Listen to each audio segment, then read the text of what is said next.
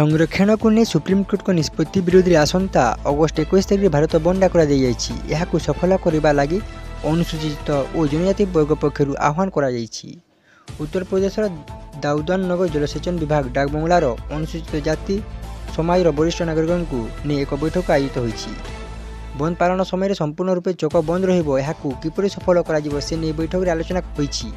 पूर्व 20 तारिख संध्यार एक मशाल शोभा यात्रा आयोजन कर बैठक में कहुला बाबा साहेब डॉक्टर भीमराव आंबेडकर संविधान में अनुसूचित जाति और जनजाति मानक जो अधिकार देते से कांटसांट अनुचित। बैठक में अनुसूचित जाति और जनजाति समाज पूर्वांचल प्रमुख राजेंद्र प्रसाद समेत बहु पदाधिकारी उपस्थित थे। स्वतंत्र पासवान बैठक संचालन करते। सूचनायोग्य निकट में सुप्रीमकोर्ट सरकारी चाकरी में अनुसूचित जाति और जनजाति रही संरक्षण कोटार उपवर्गीकरण कर राय शुणाई। राज्य सरकार अनुसूचित जाति और जनजाति स्वच्छल वर्ग को बाद दे अवहेलित निष्पत्ति मानक अधिक संरक्षण सुविधा प्रदान करेंगे सर्वोच्च न्यायालय 7 जणिया बृहत खंडपीठ राय शुणाई।